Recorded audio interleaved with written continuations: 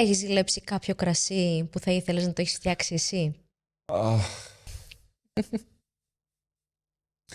Πάρα πολλά έχω ζηλέψει. Όσο δούλευα στην εστίαση και δοκίμαζα κρασιά, γιατί κάθε εβδομάδα δοκίμαζα πάνω από 50 κρασιά, ήμουν σε φάση ότι είμαι το τίποτα. Δεν ξέρω τίποτα. Δεν ξέρω τίποτα για το κρασί. Και αναγαλύπτω κι άλλα και αναγαλύπτω κι άλλα. Και μετά αυτό ισχύει και στις συνοποιήσεις και στα μπέλια και παντού. Δεν ξέρω τίποτα, αλλά μου αρέσει να μαθαίνω και διαβάζω συνέχεια. I had all kind of women to deal with, so I put them all together and made one out of it, so it's wine, whiskey and gin. Γεια σας και καλώς ήρθατε στο τρίτο επεισόδιο εδώ στο Κελάρι. Είμαι η Σοφία Τσίκου και πριν ξεκινήσουμε θα ήθελα να πω ένα μεγάλο ευχαριστώ για την αγάπη που δείξατε στα 2 πρώτα επεισόδια αυτού του καναλιού. Συνεχίστε να μας στηρίζετε για να συνεχίσουμε κι εμείς να φέρνουμε όμορφους και ενδιαφέροντες καλεσμένους που αγαπάμε από αυτό το χώρο. Κάντε like, follow και subscribe και πλέον μπορείτε να μας ακολουθήσετε και να μας ακούσετε και στο Spotify. Λοιπόν, σήμερα έχω ένα καλεσμένο απέναντί μου, όπου τα κρασιά που δημιουργεί ο ίδιος και η οικογένειά του μας συντροφεύουν για πάνω από 4 δεκαετίες. Αρώματα από γλυκό του κουταλιού τριαντάφυλλο, κεράσι, φράουλα και εσπυριδοειδή, από την πανάρχια Αμαντίνια, έχουν πλαισιώσει πολλές από τις όμορφες στιγμές μας. Κωνσταντίνο Μποσινάκη, καλώς ήρθες στο δικό μας Κελάρι. Καλησπέρα, Σοφία. Ευχαριστώ πάρα πολύ για την πρόσκληση. Εγώ ευχαριστώ που τη δέχτηκες. Για πες μου, τι σημαίνει για σένα το δικό σου κελάρι? Το δικό μου κελάρι. Το δικό μου κελάρι νομίζω είναι οι άνθρωποι και η αγάπη που δίνουν σε αυτό που κάνουν. Και γενικότερα θεωρώ ότι οι άνθρωποι που έχουμε απέναντί μας και η αγάπη που δίνουν σε αυτό που κάνουν είναι πάρα πολύ σημαντικό για να φτιάξουμε καλά κρασιά. Πότε περπάτησες πρώτη φορά μέσα σε αυτό το κελάρι? Πριν γεννηθώ. Πριν γεννηθώ περπάτησα. Υπάρχει μια φωτογραφία που είμαι με την μπάνα πάνω στα σταφύλια και δεν θυμάμαι, αλλά έχω δει φωτογραφίες οι οποίες με πετάει ο πατέρας μου πάνω σε έναν όγκο σταφυλιών και νιώθω ότι εκεί πέρα ξεκίνησε η αγάπη, αυτή η περίεργη σχέση τέλος πάντων με το κρασί και με το σταφύλι. Πάμε να μάθουμε για αυτήν την αγάπη και την περίεργη σχέση, όπως λες. Δώσε μας ένα βιογραφικό να σε γνωρίσουμε λίγο καλύτερα. Λοιπόν, ονομάζομαι Κωνσταντίνο Μποσινάκης. Πλέον είμαι ο εινοποιός της εινοποιίας Μποσινάκη. Έχω τελειώσει το Γεωπονικό Πανεπιστήμιο Αθηνών, την Επιστήμη Τροφίμων και Διατροφής του Ανθρώπου, με ειδίκευση στην ολογία. Και αυτή τη στιγμή πραγματικά έχω 7 τρίγους στην πλάτη μου και είμαι πάρα πολύ χαρούμενος γι' αυτό και θέλω να τους κάνω πάρα πολλούς. Αυτά νομίζω είναι για το κρασί. Γενικότερα έχω ασχοληθεί με πολλά πράγματα και γύρω από το κρασί που με έκαναν αυτό που είμαι τώρα. Όπως ασχολήθηκα και λίγο με την εστίαση και στο χώρο του κρασιού στην εστίαση που μου άρεσε πάρα πολύ. Έμαθα πώς είναι οι άνθρωποι, τι είναι οι άνθρωποι και γιατί είναι οι άνθρωποι έτσι όπως είναι. Και έμαθα πώς τα κρασιά δημιουργούν κάποιες σχέσεις στους ανθρώπους. Για αυτή την ανθρωποκεντρική σχέση θα ήθελα να... Βασικά είναι και ο λόγος που ξεκίνησα αυτή την εκπομπή, γιατί γνωρίζουμε πάρα πολλούς συνοποιούς με το όνομά τους και για τη δουλειά τους που κάνουμε, αλλά δεν ξέρουμε τα πρόσωπα.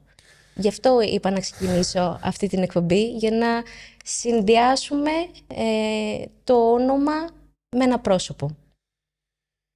Ναι, λοιπόν... Οπότε θα ήθελα να μου πεις λίγα λόγια για την εινοποιία Μποσινάκη, πότε ξεκίνησε, από ποιους και ποια άτομα βρίσκονται μέσα σε αυτήν σήμερα. Ξέρουμε την Κατερίνα εννοείται και το Σωτήρη, αλλά θα ήθελα να μάθω και λίγο παραπάνω πράγματα. Λοιπόν, η ιστορία της εινοποιίας. Ξεκινάμε στη δεκαετία του 50. Πολύ παλιά. Ναι, είναι αρκετά παλιά. Δεν έχουμε το εινοποιείο, αλλά τη δεκαετία του 50 ο παππούς μου, ο πατέρας της μητέρας μου, έχει ένα φορτηγό και γενικότερα τα παλιά χρόνια όλοι και όλα τα χωριά και η Τρίπολη προφανώς, είχε ο καθένας ένα βαρελάκι στο σπίτι του.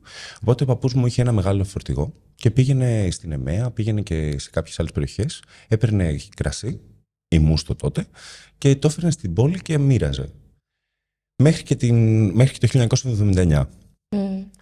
Είναι η χρονιά η οποία πεθαίνει ο παππούς μου και τότε αναλαμβάνει η μητέρα μου με τον τότε τη σύζυγο, τον Φώτη Μποσινάκη, τον πατέρα μου. Ο οποίος πατέρας μου αποφασίζει ότι θέλει να αναλάβει αυτή την επιχείρηση με το φορτηγό, οπότε παίρνει το φορτηγό και το 1983, αφού έχει γεννηθεί και ο Σωτήρης και η Κατερίνα, αποφασίζει να ανοίξει την πρώτη κάβα κρασιού στην πόλη.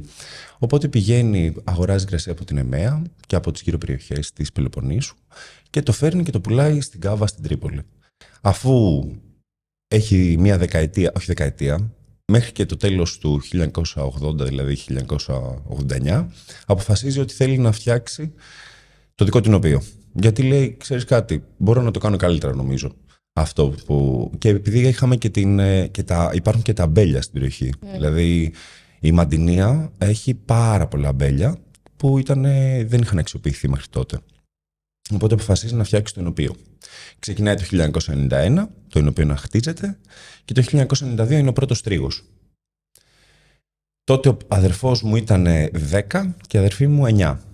Οπότε από τα 10 και τα 9 τα αδέρφια μου είναι μέσα σε ένα εινοποιείο. Ξεκινάμε τους τρίγους και μας προσελκύουν διάφοροι άνθρωποι του χώρου, δηλαδή άλλα εινοποιεία, τα οποία θέλουν να φτιάξουν τη δικιά τους μαντινία, θέλουν να φτιάξουν το δικό τους μοσχοφύλαιρο και έρχονται σε εμάς για να τους κάνουμε το κρασί. Οπότε έχουμε συνεργαστεί με πάρα πολλά εινοποιεία που είναι πάρα πολύ μεγάλα και από άλλες περιοχές και από την περιοχή τη δικιά μας που τώρα φτιάξαν εινοποιείο. Μέχρι και το 2009.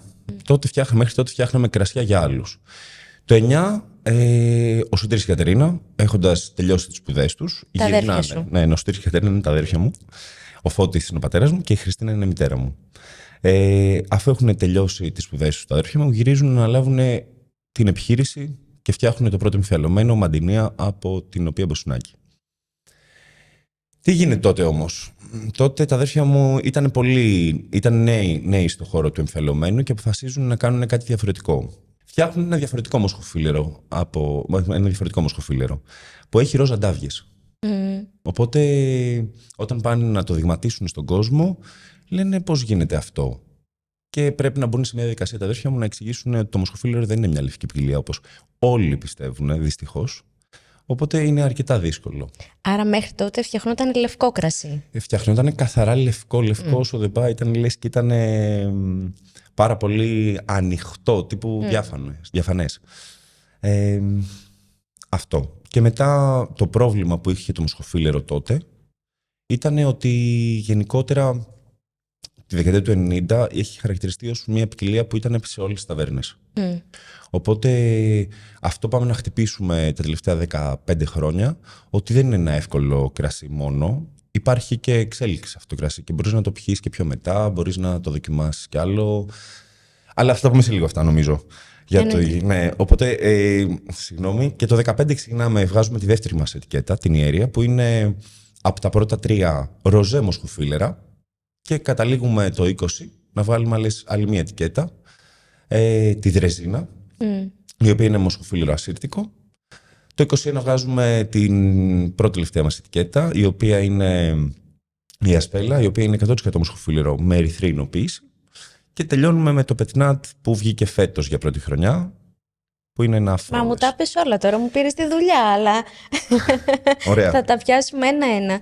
Γιατί στην έναρξή μου ανέφερα ότι με συντροφεύεται πάνω από 40 χρόνια και ήξερα αυτή την ιστορία με τον παππού που μετέφερε κρασί. Ναι. Και το Διανύη το έπαιρνε από την Εμαία και τον πήγαινε σε όλη την Πελοπόννησο και μετά σιγά σιγά ξεκινήσετε κι εσείς να κάνετε το ίδιο. Γι' αυτό είπα ότι πάει πολύ πίσω η ιστορία σας. Η αλήθεια είναι ότι πάει πάρα πολύ πίσω και είμαστε χαρούμενοι που πάει πίσω, γιατί μας αρέσουν οι ρίζες μας. Μας αρέσουν ότι είμαστε μια καθαρά εινοποιητική εινογένεια. Είναι το μότο σας αυτό, κάπου το διάβασα. Ναι. Εινογενειακή υπόθεση, γιατί είμαστε 5 άτομα που τρέχουμε ένα εινοποιείο, πλέον 3 γιατί οι γονείς μου έχουν αποσυρθεί, αλλά αγαπάμε το κρασί από πολύ παλιά. Αυτό. Ο παππούς ο Κωνσταντίνος πήρε το όνομά του. Ο Κωνσταντίνος ο Κοτσιόπουλος τότε πήρε το όνομά του και είμαι πάρα πολύ χαρούμενος. Κάθε φορά που τον σκέφτομαι, γενικά δεν τον γνώρισα γιατί πέθανε το 1979, δεν τον γνώρισε κανένας. Και όταν ακούω ιστορίες κυρίως, είναι πάρα πολύ όμορφο να ακούς ιστορίες για κάποιον που δεν γνώρισες, αλλά έχεις πάρει το όνομά του, έχεις και τα γονίδια του. Στις ιστορίες που ακούς βρίσκεις ομοιότητες μαζί του? Η αλήθεια είναι ότι βρίσκω, αλλά είναι κάτι πολύ υποκειμενικό, γιατί λένε ότι είναι ένας πάρα πολύ χαρούμενος άνθρωπος, πάντα με το χαμόγελο στα χείλη. Και εσύ είσαι έτσι. Αυτό δεν μπορούμε να το κρίνω εγώ για εμένα, το κρίνουν οι άλλοι για εμένα αυτό. Πες μου λίγο, γιατί ίσως ο κόσμος να μην ξέρει ποια ακριβώς είναι η δουλειά ενός συνοποιού.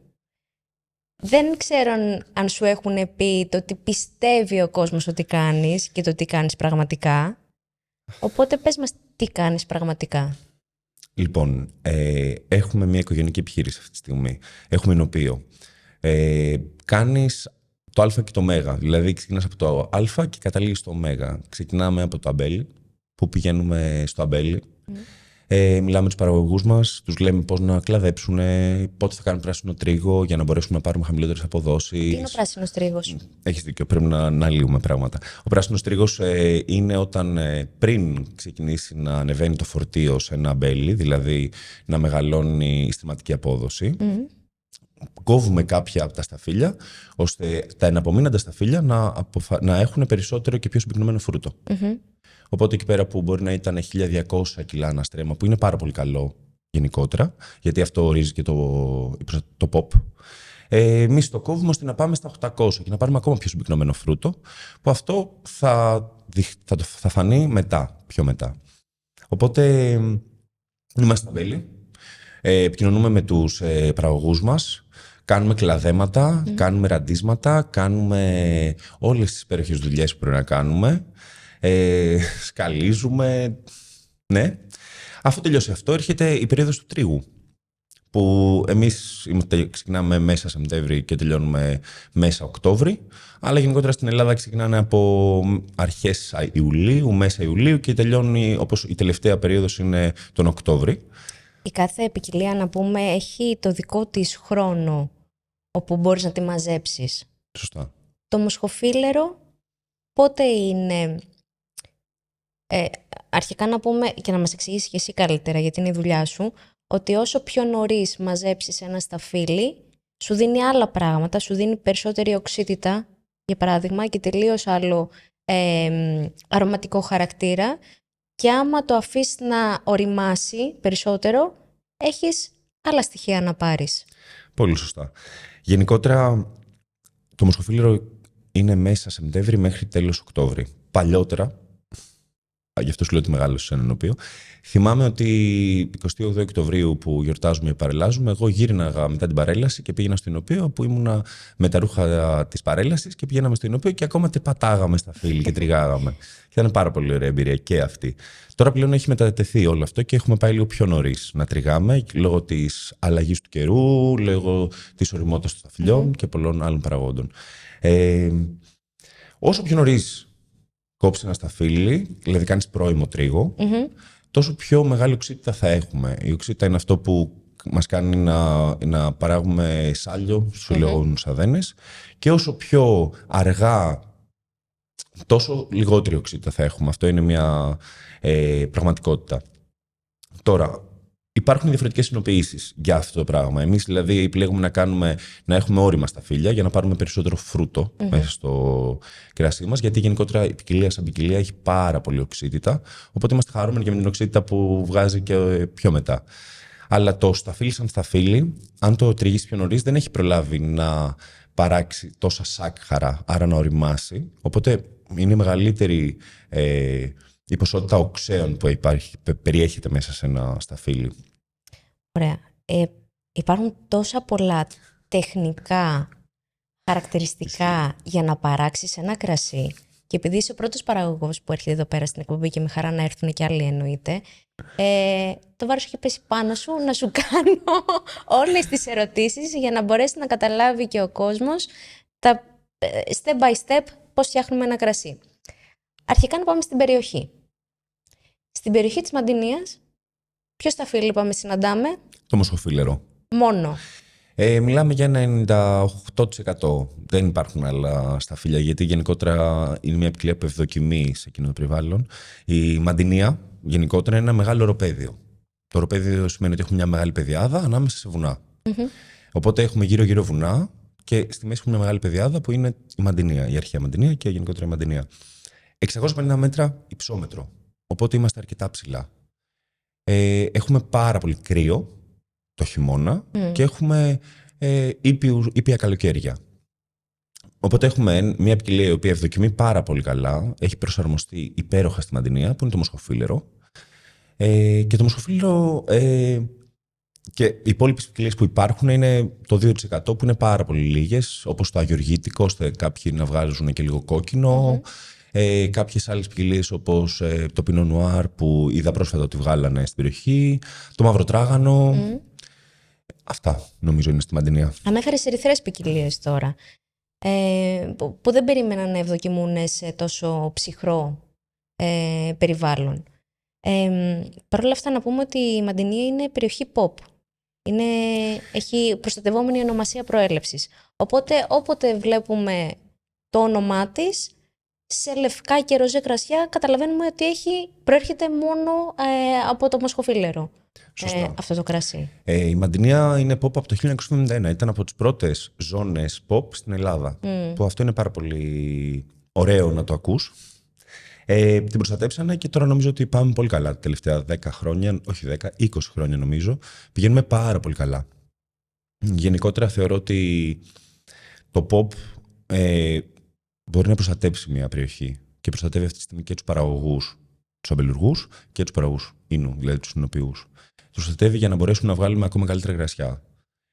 Οπότε νομίζω ότι. Ναι, η Μαντινία, τι σημαίνει Μαντινία εντωμεταξύ. Η Μαντινία σημαίνει ότι έχουμε 95% μοσχοφύλλερο και 5% ασπρούδες. Αλλά οι ασπρούδες που υπάρχουν είναι μετρημένα στα χέρια 13 αμπέλια, τα οποία δεν τα χρησιμοποιεί κανένας. Οπότε μιλάμε όλη η παραγωγή, όταν βλέπουμε Μαντινία, θα σκεφτόμαστε μοσχοφύλλερο. Ωραία.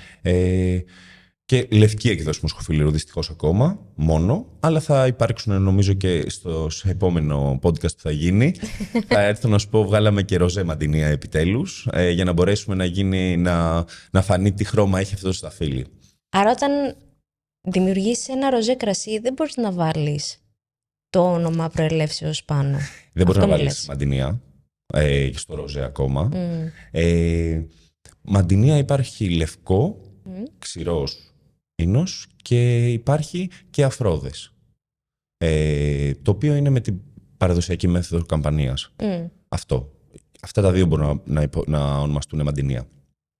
Επειδή ξεκίνησες να μου λες για το κλίμα και τις κλιματικές αλλαγές,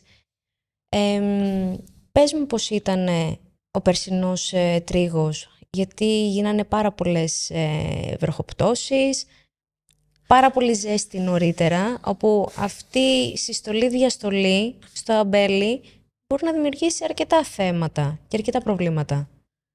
Είμαστε καλά, αυτό θα πω.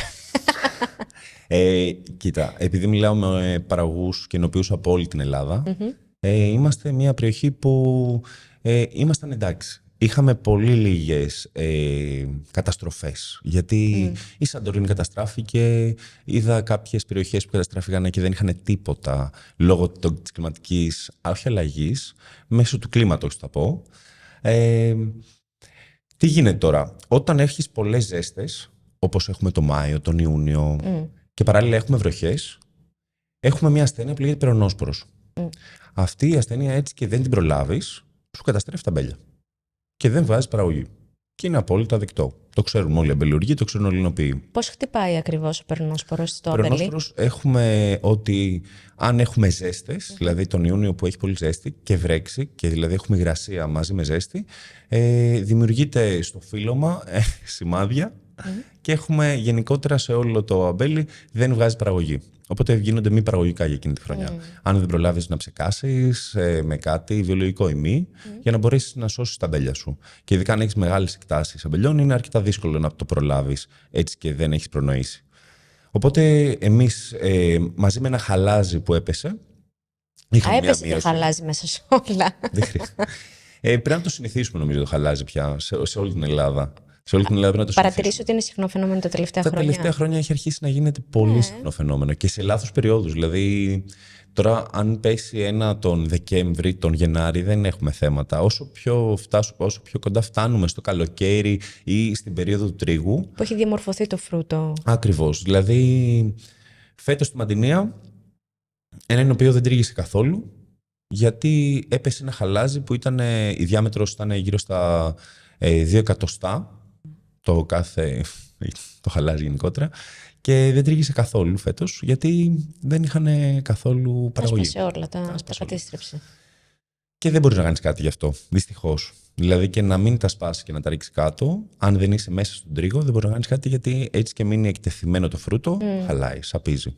Λοιπόν, Κωνσταντίνε, εγώ δεν πήγα καθόλου φέτος στο Ενόραμα, γιατί έλειπα στο εξωτερικό εκείνες τις μέρες που πραγματοποιήθηκε. Με το που γύρισα, με πλησιάσανε πάρα πολλά άτομα και μου λέγανε «Δοκίμασες το νέο πετνάτ του Μποσινάκη». Και λέω «Παιδιά, τι φρενίτιδα είναι αυτή? Γιατί με ρωτάει όλος ο κόσμος για το πετνάτ του Μποσινάκη και μας το έφερε σήμερα». Ευχαριστούμε πάρα πολύ, γιατί δεν το δοκίμασα. Και μου είπε ο Κώστας Σολώνης από το Innocent ότι το είχα το παρουσιάσει πέρσι στη ΣΜΟΕ. Στο Σύνδεσμο Μικρών Ενοποιών. Στο Σύνδεσμο Μικρών Ενοποιών, ναι. Στην έκθεσή τους. Το βγάλατε σαν πείραμα τότε για να το δοκιμάσει ο κόσμος. Είχατε βγάλει πολύ λίγες φιάλες τότε. Σωστά. Γενικότερα μ' αρέσει να πειραματίζομαι. Και γενικότερα σαν οικογένεια μας αρέσει να πειραματιζόμαστε. Και να δημιουργούμε πράγματα από την ίδια ποικιλία. Να δούμε πού μπορεί να τη φτάσει. Πού μπορεί να φτάσει αυτή η ποικιλία, δηλαδή. Θεωρώ ότι είναι πάρα πολύ σημαντικό να πιστεύεις κάπου. Και εγώ πιστεύω στο Μοσχοφίλερο πάρα πολύ. Από όταν γύρισα στο Ινωπείο το 2019, σαν βοηθός του αδερφού μου, αποφάσισα ότι θέλω να δούμε πού μπορεί να φτάσει αυτό. Και το 2020 θα κάνω μια πάσα πρώτα να πω για κάτι άλλο και μετά θα πω για το Πετνάτ. Το 2021 λοιπόν. Αποφασίσαμε ότι θέλουμε να δούμε πού θα φτάσει το Μοσχοφίλερο. Οπότε τους λέω στον αδερφό μου, θα κάνουμε κάτι που δεν έχει ξαναγίνει. Μου λέει, τι θέλεις να κάνουμε? Του λέω, λοιπόν, κλείς τα μάτια, άκουσέ με και πάμε. Και ξεκινήσαμε και φτιάξαμε ένα κρασί το οποίο ήταν κόκκινο, από Μοσχοφίλερο. Και τρελάθηκε ο κόσμος. Τους άρεσε πάρα πολύ. Μιλάς για το Ασπέλα τώρα. Γι' αυτό μιλάω, ναι. Μιλάω για την Ασπέλα. Η Ασπέλα είναι ένα κρασί το οποίο πίστευα πάρα πολύ και ακόμα πιστεύω. Και όποιος το δοκιμάζει είναι ένα κρασί που ή το μισείς ή το αγαπάς. Και αυτό με τρελαίνει εμένα, γιατί γενικότερα θεωρώ ότι είναι ωραία τα πράγματα που ή τα αγαπάς ή τα μισείς. Γιατί νομίζω ότι αυτό έχουν προσωπικότητα. Εμένα μου αρέσει πάρα πολύ και δεν το λέω επειδή είσαι εδώ, αλλά μου αρέσει πάρα πολύ. Ευχαριστώ πάρα πολύ. Οπότε έχουμε φτάσει σε ένα σημείο που βλέπουμε ότι μπορούμε να κάνουμε πράγματα με το Μοσχοφίλερο. Μπορούμε να πάρουμε αμπελοτόπια τα οποία είναι 50 χρονών το αμπέλι, που δεν υπάρχουν πάρα πολλά στη Μαντινία, και να τα αξιοποιήσουμε διαφορετικά. Και λέω στον αδερφό μου, όχι πέρσι, το είπα το 2022. Έλα να δοκιμάσουμε κάτι.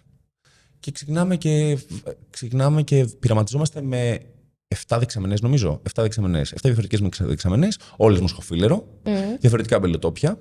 Και αρχίζω να γεμίζω μπουκάλια αφρόδους κρασιού και τα ταπώνω με Crown. Crown είναι το καπάκι. Το καπάκι που συναντάμε και στην πύρα. Σωστά. Το Crown είναι αυτό. Οπότε, το δοκιμάζουμε και έχουμε αρχίσει να μας αρέσει αυτό το πράγμα. Οπότε, φέτος αποφασίσαμε να το κάνουμε πιο σωστά. Τι είναι το Πετνάτ τώρα? Μια παύση. Μια παύση. Ναι. Γιατί μου είπες πάρα πολλά πράγματα. Αρχικά πάμε να το ανοίξουμε. Ανοίξει την καλοσύνη. Ναι, δεν πρέπει να κουνάμε και τα μικρόφωνα. Παρακαλώ, εσύ άνοιξε το κρασί. Δεν πρέπει να κουνάμε τα μικρόφωνα εδώ πέρα, γιατί μας μαλώνει ο Σταμάτης. Θα σε κάνω viral. Και τώρα τι έγινε? Έχουμε αρκετό αφρό. Είναι και λίγο ζεστούλη. Είναι ζεστό. Αλλά δεν πειράζει. Φέρε μου, σε παρακαλώ, να δείξω τη φιάλη. Και επίσης, Σταμάτη, έλα, ξέρεις πώς πάει. Έλα να σου βάλουμε και εσένα. Έλα εδώ. Από εδώ, εγώ το κρατάω, εγώ θα σε σερβίρω. Έλα εδώ. Βέβαια, θα γυρίσω από την άλλη τώρα, θα κρύψω την ετικέτα, αλλά... Μα ξέρεις κιόλας, ξέρεις πως πρέπει να γυρίσεις το ποτήρι, δηλαδή. Είσαι ή δεν είσαι επαγγελματίας? Όλο αυτό δεν θα το κόψεις καθόλου, έτσι πως είναι, έτσι θα μπει. Λοιπόν, αρχικά να πω ότι όταν είδα τη φωτογραφία ξετρελάθηκα με την ετικέτα. Πραγματικά ξετρελάθηκα με την ετικέτα. Ποιος τη σκέφτηκε την ετικέτα αυτή? Ζυμώσεις, θα πω. Γενικότερα, όταν υπάρχουν πολλά άτομα για να μιλήσουμε για ένα πράγμα... Περίμενε, όλα αυτά τα ανθρωπάκια που βλέπω εδώ είναι οι ζυμομύκητες? Είναι δύο απόψεις. Είναι και οι ζυμομύκητες για μένα, αλλά είναι και μια ωραία εκδοχή το ότι αυτά τα ανθρωπάκια Είναι διάφορες φιγούρες οι οποίες, αν δεις, δεν έχουμε άντρα, γυναίκα, δεν έχουμε φίλο δηλαδή, δεν έχουμε φιλή, δεν έχουμε σεξουαλικό προσανατολισμό μέσα σε αυτό. Μιλάμε για ένα κρασί το οποίο προσπαθήσαμε να το κάνουμε αφηρημένο, γιατί μας αρέσουν τα αφηρημένα πράγματα και να δείξουμε κάτι με αυτό. Εγώ αυτό που θέλω να δείξω είναι ότι δεν με νοιάζει τι είσαι ή ποιος είσαι, με νοιάζει να είσαι καλός και να περνάς όμορφα και να διασκεδάζεις, και ας μείνουμε στο ότι το βασικότερο κομμάτι στη ζωή είναι το να περνάμε όμορφα. Θα σε κάνω μια αγκαλιά μετά για αυτό που είπες, γιατί συμφωνώ πάρα πολύ. Είναι πολύ κοντά στο δικό μου πυρήνα και τρόπο σκέψης. Πες μου τώρα, επειδή είναι διαφορετικά χρώματα κάθε ετικέτα. Σωστά. Είναι ο ίδιος σχεδιασμός, απλά με διαφορετικά χρώματα. Σωστά. Έχουμε 6 διαφορετικές ετικέτες. Γενικότερα η ετικέτα ήρθε από μια ζύμωση πραγμάτων που συζητάμε με τα αδέρφια μου. Εμένα μου αρέσει πάρα πολύ τα σχέδια που είναι doodle, παιδάκι μου. Μου αρέσουν πάρα πολύ. Και έδωσα μια ιδέα και ξεκίνησε αυτή να ζυμώνεται μέσα μου, μέσα στην αδερφή μου την Κατερίνα και μέσα στο Σωτήρι. Και αρχίσαμε να το κοιτάμε και να βλέπουμε τι μας αρέσει και τι δεν μας αρέσει. Οπότε αποφασίσαμε ότι θα το κάνουμε έτσι. Θέλουμε να έχουμε χρώμα, θέλουμε να έχουμε πολλά σχέδια, διαφορετικά σχέδια, να έχει πολύ θόρυβο η ετικέτα. Και πήγαμε στην γραφίστριά μας, την Όλγα τη Μαλισσόβα, και της λέμε θέλουμε αυτό. Οπότε λέμε... Εγώ θα συνεχίσω να πίνω, είναι πάρα πολύ νόστιμο. Οπότε ξεκινήσαμε και είπαμε πάμε να το κάνουμε. Σκεφτήκαμε να έχουμε ανθρωπάκια και σε μια κουβέντα της αδερφής μου και του Σωτήρη, της Κατερίνας του Σωτήρη και εμένα, λέμε ξέρεις κάτι, τι είναι ο άνθρωπος? Τι είναι ο άνθρωπος? Δεν ξέρω τι είναι ο άνθρωπος. Όχι. Είχα μια κουβέντα για το ότι μας χαρακτηρίζουν πάρα πολύ από μικρούς ότι είσαι αυτό. Είσαι το άλλο και μόνο μένεις σε μια ταμπέλα, θα την πω. Σωστά. Και μένεις σε μια ταμπέλα και δημιουργείς την προσωπικότητά σου και τα πράγματα γύρω σου και αυτά που σου συμβαίνουν βασισμένους σε μια ταμπέλα. Εμείς δεν το θέλαμε αυτό και γενικότερα δεν το θέλουμε, γιατί σαν Κωνσταντίνος μπορεί να είμαι ηνοποιός, αλλά είμαι και οδηγός, αλλά είμαι και ερασιτέχνης τοπιός και γενικότερα είμαστε πολλά πράγματα σε αυτή τη γη. Πάρα πολλά πράγματα. Και δεν χρειάζεται να μας χαρακτηρίζει ένα πράγμα. Και έτσι αποφασίσαμε ότι θέλουμε να το δείξουμε αυτό. Οπότε, αν παραλληλήσουμε την ταμπέλα με την ετικέτα, βάλαμε σε ένα κρασί 6 ταμπέλες. Οπότε έχουμε 6 διαφορετικές ετικέτες. Το ζουμί είναι ίδιο. Το ζουμί είναι ίδιο, προφανώς. Είναι το ίδιο ακριβώς. Θέλω να σου πω και πώς παράγεται ή όχι ακόμα? Εννοείται, θα τα πούμε όλα. Οπότε, όταν θα παραδώσετε ένα κυβότιο, θα έχει 6 διαφορετικές ετικέτες. Με το ζουμί, όπως λέμε, θα είναι ίδιο. Χάρη στο κουράγιο μας να έχουμε. Γενικότερα, κάθε κυβότιο έχει 6 διαφορετικές ετικέτες, σε 6 διαφορετικά χρώματα. Το ίδιο ακριβώς κρασί μέσα. Το ίδιο ακριβώς κρασί. Η ίδια ακριβώς πίσω ετικέτα, η οποία γράφει μια... Τι γράφει? Γράφει ένα πράγμα που θεωρώ πάρα πολύ σημαντικό γενικότερα στα κρασιά που φτιάχνω. Να πω τι λέει. Λέει don't drink and drive, drink and fall in love. Είσαι λίγο ερωτιάρης. Όλη η οικογένεια είστε καλά και συναισθηματικά παιδιά και σας συμπαθώ όλους πάρα πολύ. Και εσύ το σκέφτηκες αυτό? Τι γίνεται? Έχω μια κουβέντα με την αδερφή μου και έτσι λέω, τι σου αρέσει τη δουλειά που κάνουμε? Και μέσα από μια κουβέντα που έχουμε... Έχει χάρη, είχα πει να έρθει και η Κατερίνα εδώ, έχει χάρη που είχε δουλειά και δεν μπόρεσε να έρθει. Αλλά Κατερίνα μου το χρωστάς, θα έρθει την επόμενη φορά, γιατί ήθελα πάρα πολύ και μια γενική χρειά. Αλλά και η δική σου με καλύπτει απόλυτα. Χαίρομαι που κάτι κάνω κι εγώ, χαίρομαι. Οπότε σκεφτόμασταν όλοι μαζί τι μας αρέσει στα κρασιά που φτιάχνουμε. Και ένα πράγμα που μας αρέσει πάρα πολύ είναι ότι όταν πάμε και πίνουμε έξω και βλέπουμε δίπλα μας ένα ζευγάρι ή μια παρέα που περνάει καλά, και στη μέση υπάρχει ένα μπουκάλι που γράφει Μποσινάκης. Ας μην γράφει Μποσινάκης, ας είναι εμφαλαιωμένο κρασί και ας μην γράφει Μποσινάκης. Αλλά αν γράφει Μποσινάκης και βλέπω να υπάρχουν σπίθες στα μάτια αυτών των ανθρώπων, κάπως ενθουσιάζομαι και κάπως αυτό μου δίνει δύναμη. Μου δίνει δύναμη ότι φτιάχνω ένα κρασί που είμαι κι εγώ ένα λιθαράκι σε αυτόν τον έρωτα. Ή είμαι ένα λιθαράκι σε αυτή τη φιλία. Γίνεσαι στο ότι- μέρος της ναι, παρέας. κάπως έτσι. Και μου αρέσει πάρα πολύ αυτό. Και γενικότερα μου αρέσει να φτιάχνω καλά κρασιά. Προσπαθούμε να φτιάχνουμε καλά κρασιά. Οπότε, αν αυτό δημιουργήσει μια εφορία στους απέναντί μου, στους καταναλωτές, σε οποιονδήποτε, είμαι 10 φορές πιο χαρούμενος. Αυτά. Κωνσταντίνε, τι είναι το πετνάτ? Που είναι, να πούμε, 2 λέξεις και προέρχεται από τη γαλλική Pétillant naturel. Σωστά. Που σημαίνει φυσικά αφρόδες κρασί. Τι είναι το πετνάτ? Είναι ο πρώτος τρόπος παραγωγής αφροδών κρασιών στον κόσμο. Κάποιος κάποια στιγμή εμφιάλωσε ένα μπουκάλι, το οποίο το εμφιάλωσε πριν ολοκληρωθεί η αλκοολική ζύμωση. Η αλκοολική ζύμωση είναι η διαδικασία η οποία φτιάχνουμε κρασί, η οποία οι ζύμες τρώνε τα σάκχαρα και τα μεταβολίζουν σε διοξίδιο και αλκοόλ. Οπότε, πριν ολοκληρωθεί η ζύμωση, εμφιαλώθηκε ένα κρασί, το οποίο ήταν λίγο θολό μάλλον, και μέσα στην φιάλη δημιουργήθηκε διοξίδιο του άνθρακα.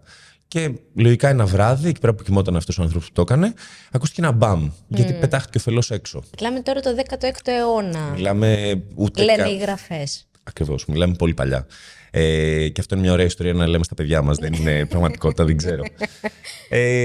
Οπότε το πετνάτ πρακτικά τι είναι? Είναι μία ζύμωση η οποία ολοκληρώνεται μέσα στη φιάλη. Δηλαδή ξεκινάμε, έχουμε μία δεξαμενή ή γενικότερα ένα δοχείο, το οποίο μπορεί να είναι βαρέλι, αμφορέας, πλαστικό ή το οτιδήποτε. Και πριν ολοκληρωθεί η ζύμωση, εμφιαλώνουμε σε μπουκάλι σχεδιασμένο να αντέξει τη φυσαλίδα και την πίεση που δημιουργείται και ταπώνουμε με Crown, το οποίο είναι το καπάκι της μπύρας. Οπότε δημιουργείται μέσα στη φιάλη διοξίδιο και αλκοόλ. Γι' αυτό βλέπουμε χαμηλόβαθμα αφρόδι πετνάτ. Γι' αυτό βλέπουμε και χαμηλότερο διοξίδιο. Δηλαδή η φυσαλίδα που υπάρχει δεν είναι τόσο ευγενή σαν τη σαμπάνια. Η σαμπάνια, να πούμε ότι έχει διπλή ζύμωση. Οπότε είναι και η βασική τους διαφορά. Εδώ έχουμε μία φορά ζύμωση στη φιάλη και τέλος. Και στην σαμπάνια γίνεται και προσθήκη γλυκού κρασιού για να μπορέσει, και σακάρου βασικά, να μπορέσει να συνεχιστεί η ζύμωση. Όπου εδώ είναι μία και έξω. Πραγματικά στην καμπανία αυτό που κάνουν είναι ότι έχουμε έναν ινοβάσις, ο οποίος μπορεί να είναι σε βαρέλι, μπορεί να είναι σε δεξαμενή, οπουδήποτε μπορεί να είναι. Τελειώνει την αλκοολική ζύμωση, δηλαδή έχουμε ένα κρασί έτοιμο, το οποίο το βάζουμε μέσα σε μια φιάλη που αντέχει, δηλαδή φιάλη για σαμπάνια, και προσθέτουμε ζύμες με γλυκό κρασί ή με απλό κρασί και λίγο σάκχαρα μέσα, ώστε να μπορέσει να δημιουργηθεί μέσα στο κρασί πάλι διοξίδιο και ελάχιστο αλκοόλ, γιατί δεν έχουμε μεγάλη απόκληση. Και μετά το γυρίζουμε ανάποδα, κάνουμε disgorging. Το disgorging είναι όταν αφαιρούμε τη λάσπη. Η λάσπη είναι όταν έχουμε απενεργοποιημένες ζύμες και πρωτεΐνες, οι οποίες κάθονται κάτω, καθιζάρουν, και εμείς γυρίζουμε ανάποδα τα μπουκάλια, τα γυρνάμε ανάποδα, ώστε να κάτσει η λάσπη. Να κάτσει στο λαιμό, και κάνουμε disgorging. Δηλαδή αφαιρούμε τη λάσπη μαζί με λίγο κρασί, απογεμίζουμε και ταπώνουμε. Είναι μια διαδικασία που πρέπει να γίνει πάρα πολύ γρήγορα, γιατί δεν πρέπει να σου φύγει όλο το περιεχόμενο που υπάρχει μέσα στη φιάλη. Το κάνουν ειδικά εκπαιδευμένοι άνθρωποι για να μπορέσει να γίνει με μεγάλη ταχύτητα και με όσο το δυνατόν λιγότερη απώλεια αυτού που υπάρχει μέσα στη φιάλη, και μετά γίνεται η προσθήκη αυτού που είπαμε για να μπορέσει να συνεχιστεί η ζύμωση. Λοιπόν, υπάρχει τεράστια μελέτη και σχεδιασμός του πώς να φτιάξεις πετνάτ στην προκειμένη, γιατί πρέπει να προσέξεις. Και θα μου τα πεις εσύ καλύτερα, εννοείται. Να προσέξεις να μην σου σκάσει φιάλη, να υπολογίσεις περίπου τον αφρισμό που θα έχει μέσα, έτσι ώστε όταν ανοίγεις και σερβίρεις να μην φύγει όλο σε μορφή αφρού. Οπότε εξήγησε μου λίγο. Δεν είναι απλά μια διαδικασία, όπως είπε στον αδερφό σου, κλείσε τα μάτια σου και πάμε να φτιάξουμε αυτό το πράγμα. Υπάρχει ολόκληρη μελέτη από πίσω. Υπάρχει πολύ μεγάλη μελέτη, είναι η αλήθεια, από πίσω. Γενικότερα, έχω ξαναδουλέψει με πετνάτ. Για κάποιο χρονικό διάστημα στη ζωή μου δούλεψα στο Βασάλτη, Βασάλτης Winery. Στη Σαντορίνη. Ναι, αγαπάμε πάρα πολύ το Βασάλτη και τα παιδιά που δουλεύουν εκεί πέρα. Δούλεψα εκεί πέρα και με μοίησαν στο πετνάτ, γιατί βγάζουν πετνάτ κάποια χρόνια τώρα.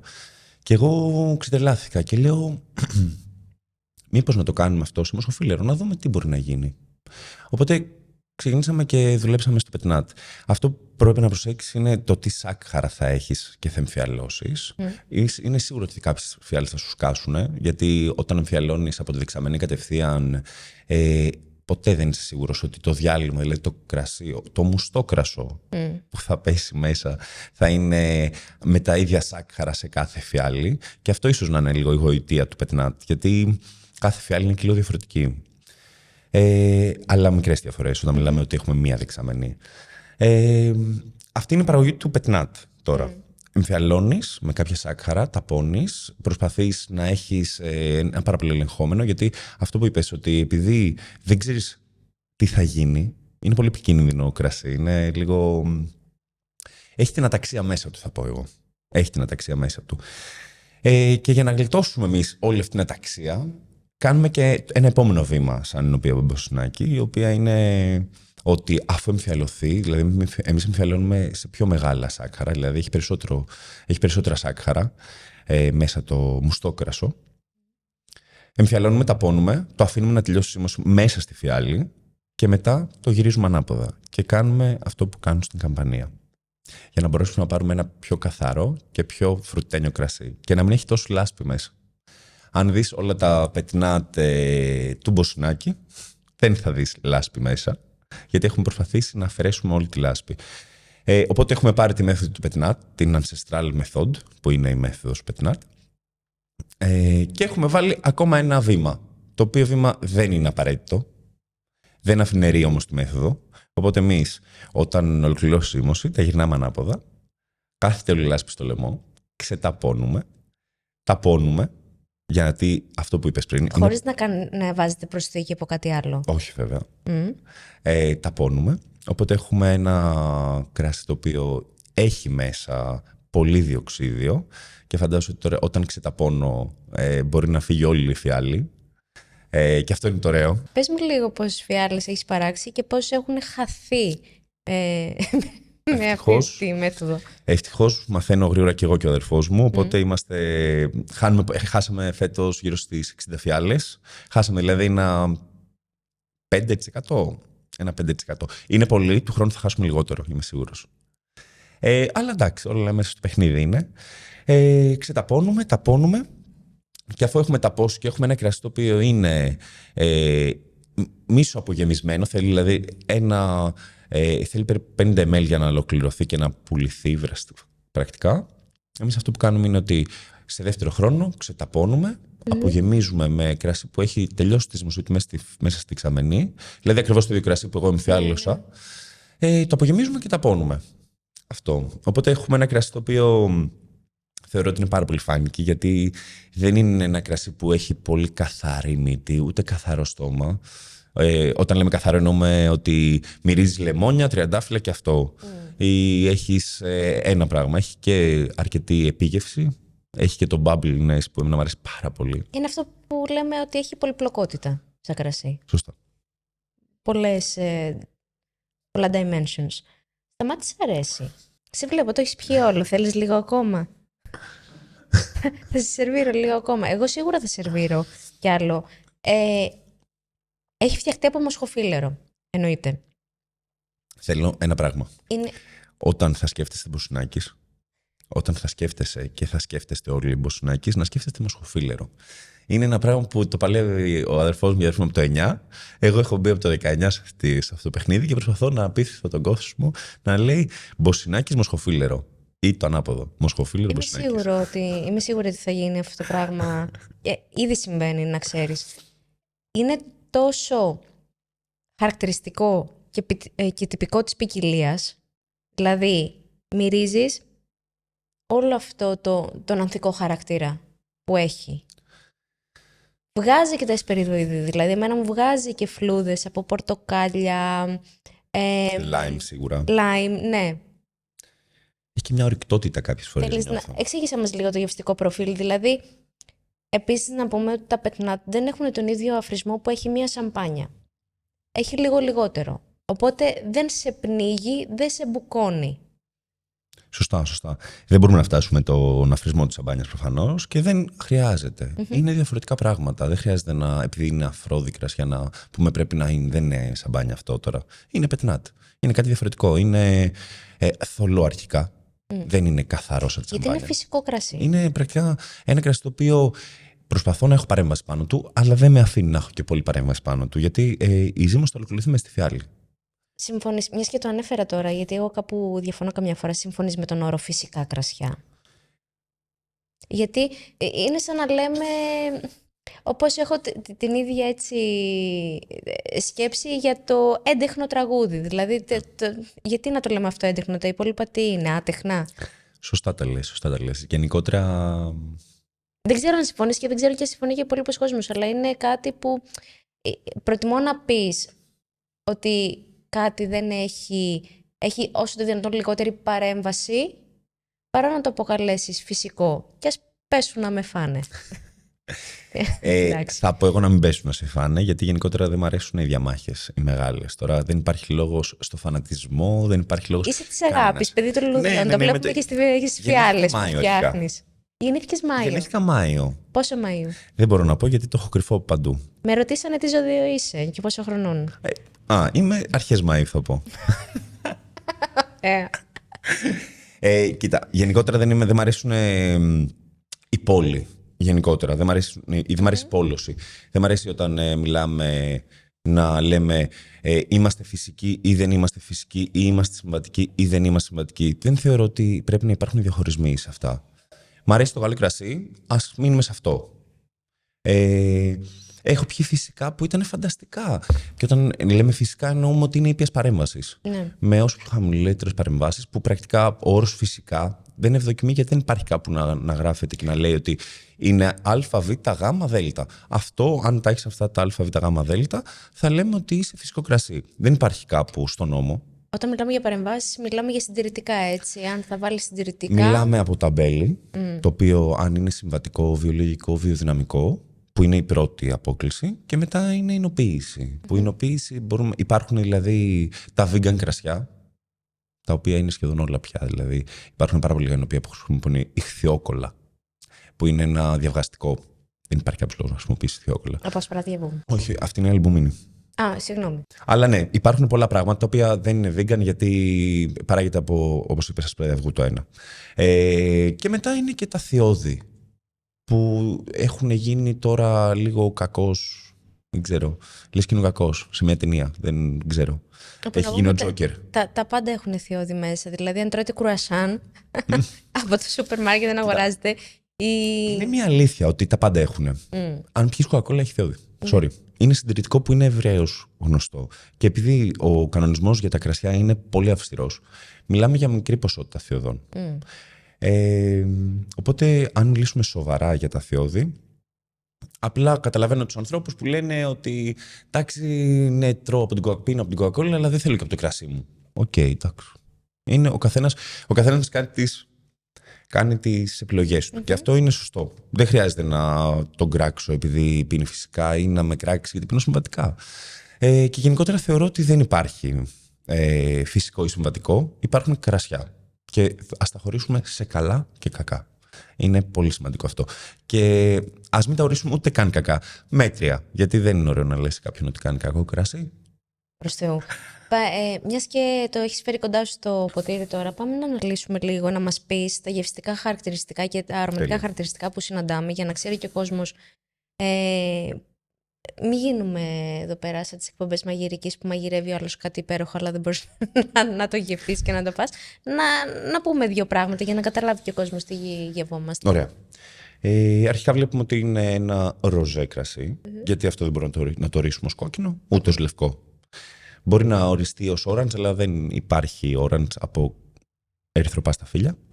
Άρα μιλάμε για ένα κρασί το οποίο είναι ροζέ. Γιατί αυτό το κρασί έχει μια εκχύληση. Εκχύληση σημαίνει ότι έχουμε αφήσει τα στέμφυλλα με το χυμό αυτή για κάποιο όρο. Ερώτησή μου. Ωραία, εντάξει, θα τα πούμε σε λίγο λοιπόν. Έχουμε ένα ροζέ κρασί. Βλέπουμε ότι υπάρχει θολερότητα. Άρα δεν είναι εντελώς καθαρό. Και όταν το μυρίζουμε, σίγουρα μας βγάζει κάτι σε φλούδες πορτοκαλιού που είπες. Μου κλέψεις πριν τσατάκι, θα πω. Φλούδες πορτοκαλιού, lime. Αρκετό. Εμένα μου βγάζει μια τσιχλόφουσκα κάποιες φορές. Μια τσιχλόφουσκα. Αυτό το φρουτένιο της τσιχλόφουσκας. Δηλαδή. Δεν ξέρω ποια ήταν. Μπαμπαλού. Ναι. Πήγα 20 χρόνια Μπαμπαλού. Εντάξει, μια χαρά. Να χώνεις. Εμένα στη μύτη μου βγάζει κάποια ορυκτά που μπορούμε να μιλήσουμε λίγο για αλάτι για κάποιο λόγο. Εμένα μου βγάζει κάποιο αλάτι στη μύτη και υπερβολικό τριαντάφυλλο, που είναι και το πιο βασικό χαρακτηριστικό της ποικιλίας. Ναι. Και όταν το πίνουμε, δώσου μου λίγο να πάρω μια γουλιά. Βεβαίως. Πιείτε και σταμάτε, πιες και εσύ. Χωρίς να φαίνεσαι, όχι. Θα είναι σαν το κακό του παραπέντε. Μέχρι το τελευταίο επεισόδιο δεν φάνηκε τίποτα. Μην μου μιλάς σε μένα για την ώρα, όση ώρα θέλω θα μιλήσουμε με τον Κωνσταντίνο. Και ξαφνικά βγαίνουν 2 ώρες podcast. Ελάτε να μιλήσουμε 2 ώρες. Τώρα που ήπιες μια γουλιά, για πες μου και στο στόμα τι συναντάμε. Στο στόμα νομίζω ότι έχουμε αρκετή οξύτητα. Έχουμε πρωτογενές φρούτο, αρκετό φρούτο μπροστά και δηλαδή αρκετό λεμόνι, που αυτό μας βγάζει μια οξύτητα και παράγει πολύ αρκετό σάλιο. Και νομίζω ότι έχει μια επίγευση. Νιώθω εδώ πίσω ότι έχει και λιπαρότητα παρόλα αυτά. Κρατάει, θα πω πολύ, και η λιπαρότητά του και λόγω του διοξιδίου αρχίζει να ξεπλένεται. Έχει και πολύ μακρά επίγευση επίσης. Και νομίζω ότι είναι αυτό ακριβώς που ήθελα. Είναι ένα κρασί το οποίο θα το πιείς παγωμένο από την παραλία μέχρι και σπίτι στο βράδυ, μέχρι και σε εστιατόριο για να ξεκινήσεις κάτι ή για να τελειώσεις. Όσες φορές το έχεις ανοίξει και το έχεις πιει, με τι φαγητό το έχεις συνοδεύσει? Δυστυχώς δεν έχω προλάβει να φάω μαζί του, γιατί το έχω πιει πριν προλάβει να έρθει κάτι να φάω. Γιατί γενικότερα πίνεται πολύ εύκολα, θα πω εγώ. Και γενικότερα ανοίγουμε με τον αδερφό μου συνέχεια, δοκιμάζουμε. Και επειδή τα πειράματα ποτέ δεν σταματάνε. Επειδή φέτος βγάλαμε την καλύτερη μας δεξαμενή και έτσι όπως τη θέλαμε, δεν σημαίνει ότι δεν θα κάνουμε και άλλα πειράματα. Οπότε δοκιμάζουμε και τα πειράματα και είμαστε σε φάση ότι πίνουμε και δεν προλαβαίνουμε να φάμε. Αλλά εμένα μου ταιριάζει πάρα πολύ με τα οστρακοειδή.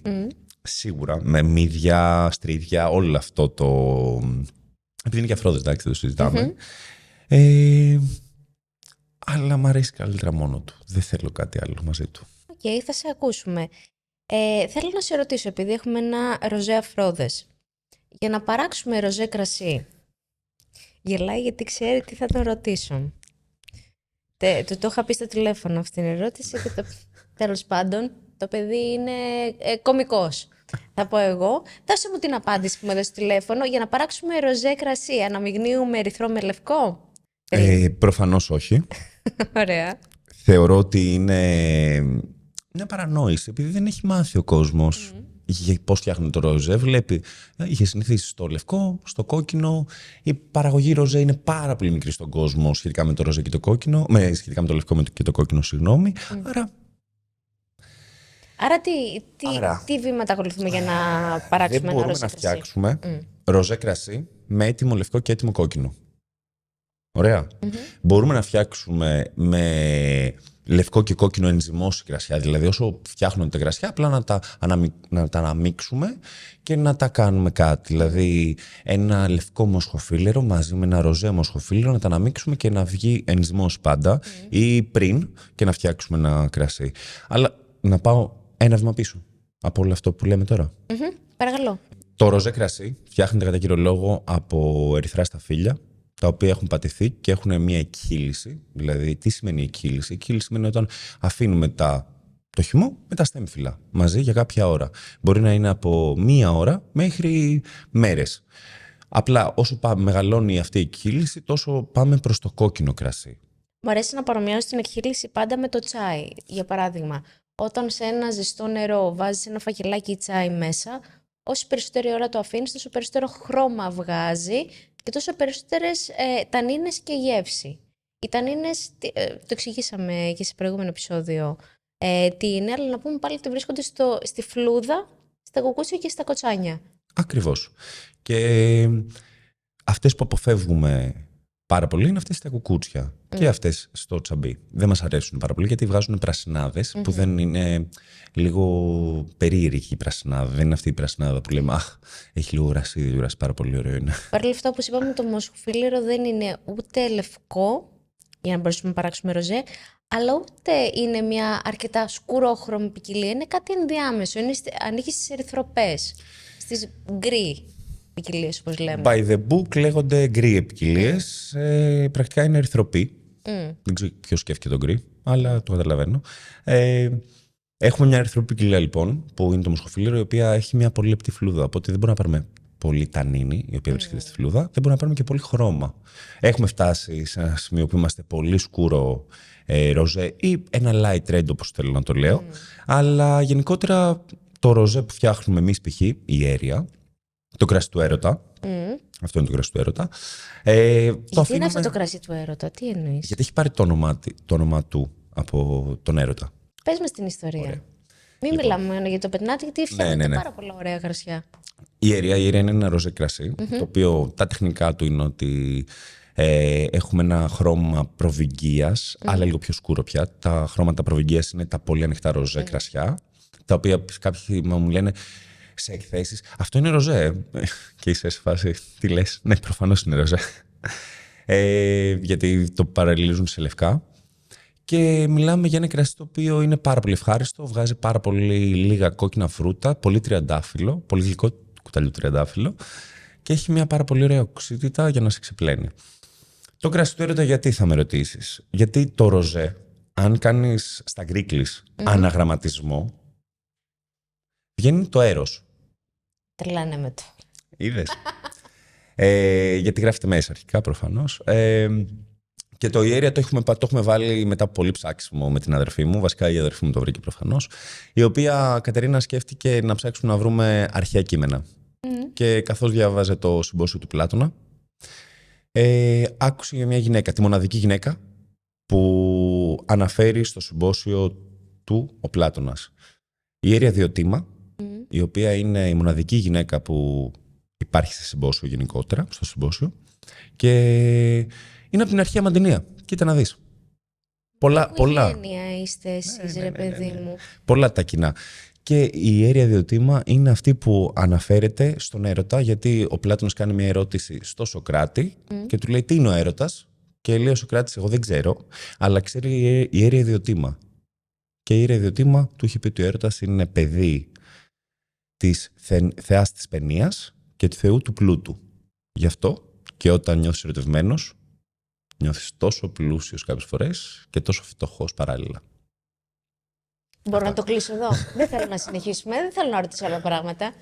Σταμάτη, κάτσε κάτω. Αλλά πραγματικά δηλαδή. Δεν έχω λόγια. Δεν χρειάζομαι και ερωτήσεις. Λοιπόν, οπότε κάνω μια ανακεφαλαίωση. Το ροζέ δεν παράγεται από λευκό και ερυθρό κρασί συνδυαστικά. Είναι προϊόν εκχυλήσεως. Παρ' όλα αυτά, επειδή συναντάμε μόνο λευκό και ροζέ μοσχοφύλλωρο, τι είναι αυτό το πράγμα που έχεις κάνει και έχεις φτιάξει αυτό το ελαφρύ ερυθρό, όπως το ονομάζεις? Εγώ δεν έχω ξανασυναντήσει. Χίλια συγγνώμη αν υπάρχει κάποιος άλλος παραγωγός που φτιάχνει ερυθρό κρασί από μοσχοφύλλωρο, αλλά δεν γνωρίζω κάποιον. Είναι το πρώτο που συναντάω και θέλω να σου κάνω την εξής ερώτηση. Εάν για να παράξουμε ροζέ χρειάζεται να εκχυλήσουμε από λίγες ώρες έως λίγες μέρες, για να παράξουμε ερυθρό μοσχοφύλλωρο, πόση πρέπει να είναι η εκχύληση μας? Και θα κάνουμε ερυθρινοποίηση πρακτικά, άρα μακρά εκχύληση, και αυτό προσπάθησα να κάνω. Οπότε έχουμε ένα κρασί το οποίο είναι 20 μέρων μέσα σε 2 υπέροχες δεξαμενές. 20 μέρες με τα στέμφυλλα για να πάρουμε αυτό το χρώμα. Την πρώτη χρονιά το έκανα 45. Απλά υπάρχει ένα διάγραμμα πρακτικά που σου λέει ότι όσο περισσότερο το αφήνεις, μετά από κάποια φάση αρχίζει να τραβάει πίσω τα τσάμπουρα και τα τσαμπιά δηλαδή και τα στέμφυλλα. Οπότε αποφάσισαμε 20 μέρες είναι ιδανικές γι' αυτό, για να μας βγάλει το συμπυκνωμένο φρούτο, τριαντάφυλλο κλπ. Οπότε έχουμε ένα κρασί 20 μέρες που έχει παραμείνει με τα στέμφυλλά του και μία δεξαμενή και μία άλλη δεξαμενή που έχει μείνει ολόκληρο το σταφύλι, έτσι όπως κόπηκε από τα μπέλη. Το βάλαμε σε μια δεξαμενή. Whole bunch, σωστά. Okay. Για να μπορέσουμε να πάρουμε τον όγκο και να κάνουμε ενδοκυταρικά, δηλαδή μέσα ρόγα, τη ζύμωση, που δίνει έναν έξτρα όγκο στο σώμα του κρασιού. Σώμα είναι αυτό που έχουμε στο στόμα μας, που νιώθουμε στο σώμα μας. Σαν πληθώρα. Είδες τι ωραίο που τα λέω. Είσαι πολύ καλή, εντάξει. Είμαι χρόνια στο χώρο, γι' αυτό. Παλιά στο κουρμπέτι και σφαίνομαι νέα πολύ. Είσαι, ναι. Λοιπόν, όπως είπες, είσαι από τους λίγους που έχουν περάσει και από την εστίαση. Πώς ήταν αυτή η εμπειρία, πόσο χρόνο κράτησε αρχικά? Λοιπόν, από την εστίαση δούλευα στα 18 μου. Από την εστίαση με βάση το κρασί δούλεψα 1 χρόνο και ήταν πάρα πολύ ωραία εμπειρία. Οπότε θεωρώ ότι είναι πάρα πολύ σημαντικό να έχεις δουλέψει στην εστίαση αρχικά, γενικότερα. Είναι πάρα πολύ ωραίος ο χώρος και πάρα πολύ δύσκολος χώρος και νομίζω ότι μαθαίνεις πολλά πράγματα. Νιώθω ότι είναι σχολείο. Σε βοήθησε σαν εινοποιό να δεις τι αρέσει και τι δεν αρέσει στον κόσμο για να το εφαρμόσεις στα κρασιά σου? Πρακτικά βγάζω πράγματα που μου αρέσουν, θα πω. Οπότε δεν με βοήθησε αυτό. Με βοήθησε στο πώς μιλάς στον κόσμο για το κρασί, στο storytelling. Είναι πάρα πολύ σημαντικό το να έχεις storytelling σε ένα κρασί, στο να πώς εμπιστεύεται ο κόσμος. Σίγουρα στο πώς θα πουλήσεις ένα κρασί, όχι σαν σομελιέ ή οτιδήποτε, αλλά σαν παραγωγός σε ένα wine bar ή σε ένα εστιατόριο. Νομίζω ότι σε μαθαίνει η εστίαση να το κάνεις αυτό, γιατί καταλαβαίνεις τις ανάγκες ενός εστιατόρα, ενός ιδιοκτήτη wine bar ή γενικότερα. Ισχύει αυτό. Γιατί π.χ. όλα τα μαγαζιά του κόσμου θέλουν ένα εύκολο κρασί. Όχι απαραίτητα όχι πολύπλοκο ή κάτι. Θέλουν ένα εύκολο κρασί για να μπορέσουν να προχωρήσουν και να κάνουν κάτι. Άρα, άμα εσύ έχεις στο πορτοφόλιό σου ένα εύκολο κρασί, τσουπ, το πουλάς. Πολύ εύκολα και το ορίζεις έτσι. Εγώ δυστυχώς δεν έχω εύκολο κρασί. Η μαντινία μου, π.χ., θεωρώ ότι είναι πάρα πολύ δυνατή η επίγευσή της. Είναι πολύ καλή και εύκολο πιωτή, αλλά δεν είναι αυτό το κύριο. Αλλά ναι, μαθαίνεις πώς να διαχειρίζεις τον κόσμο, τους ιδιοκτήτες, τους πελάτες, τον τελικό καταναλωτή. Είναι πάρα πολύ όμορφο αυτό. Ποια είναι η δυσκολία στην εστίαση και ποια είναι η δυσκολία στην παραγωγή κρασιού που έχεις αντιμετωπίσει με βάση τη δική σου εμπειρία? Διαφορετικά πράγματα θα πω. Όπως όλες οι δουλειές έχουν δυσκολίες. Στο καθένα, στην κάθε Η δυσκολία στην εστίαση είναι η διαχείριση του κόσμου. Είναι πολύ. Πρέπει να το έχεις λίγο. Πώς διαχειρίζεις τον κόσμο, πώς όταν σου μιλάνε να ακούς και να προσπαθείς να μην εκνευρίζεσαι επειδή δεν σε ακούνε ή επειδή στο παίζουν κάποιοι. Χωρίς λόγο. Γενικότερα το κρασί δυστυχώς. Αυτό πάμε να σπάσουμε τα τελευταία χρόνια νομίζω και είναι πολύ καλό αυτό. Έχει το κρασί σαν είδος πολυτελείας, ότι τύπου κάτι. Πάρα πολλούς το έχω ακούσει αυτό το πράγμα και ισχύει και... Είναι καθαρά κοινωνικό νομίζω το ζήτημα, γιατί όταν φεύγεις από τα απλά κρασιά που έπινες, τα περιπτερόκρασα ή κάτι, και φτάνεις να πεις ένα εμφιαλωμένο που μπορεί να κοστίζει τύπου 10 ευρώ ή 7 ευρώ στο ράφι, όχι σε wine bar, να το πάρεις σπίτι σου, τότε αρχίζεις να μαθαίνεις. Άρα νιώθω ότι έχουν ανάγκη οι άνθρωποι να δείξουν κάτι παραπάνω. Οπότε γι' αυτό θεωρώ ότι ακόμα κάποιοι, ενώ δεν ξέρουνε, εδώ δεν ξέρουμε εμείς πρακτικά το κρασί. Τώρα ανοίγεις ένα θέμα, εάν ένα κρασί στο ράφι κάνει 2, 5, 7 ευρώ, ο παραγωγός από πίσω, πόσο μεγάλος είναι το κέρδος του? Αν μιλήσουμε σοβαρά, υπάρχει ένα μεγάλο κομμάτι στο κρασί που βγάζουμε. Όταν δηλαδή φέρνουμε το κρασί τον οποίο και το πατάμε, το χωρίζουμε σε 2 κλάσματα, δηλαδή σε 2 ποσότητες. Τον πρόρογο και τις πιέσεις. Ο πρόρογος είναι αυτό που βγαίνει, είναι γύρω στο 65%, το οποίο το πατάς πάρα πολύ. Δηλαδή, οι πιέσεις που κάνεις στο κρασί είναι πάρα πολύ λίγες. Και αυτός είναι ο πρόρογος. Είναι το καλύτερο, το πιο pure από το σταφύλι που έχεις. Και έχουμε ένα 10% με 15% ανάλογα την ποικιλία, δηλαδή από το 65% και πάνω, το οποίο αυτό είναι πιέσεις. Υποδιέστερο. Πάλι καλό, αλλά υποδιέστερο κρασί. Τώρα, αν ένα εινοποιείο παίρνει τις πιέσεις και είναι μεγάλο το τονάζ του, μπορεί να πουλήσει ένα κρασί 2 ευρώ και είναι λογικό. Άμα μιλάμε για 3.000 τόνους το χρόνο. Είναι μεγάλη ποσότητα αυτή. Τώρα όμως, αν μιλήσουμε για πιο μικρά εινοποιεία, το περιθώριο κερδούς μειώνεται. Όταν εγώ κάνω π.χ. 120 τόνους, 130 τόνους το χρόνο, δεν μπορώ να πουλήσω τις πιέσεις μου στα 2 ευρώ στο ράφι ή το οτιδήποτε. Εμείς γενικά τις πουλάμε τις πιέσεις μας, αλλά αυτό είναι άλλη κουβέντα. Οπότε είναι μικρό το κέρδος.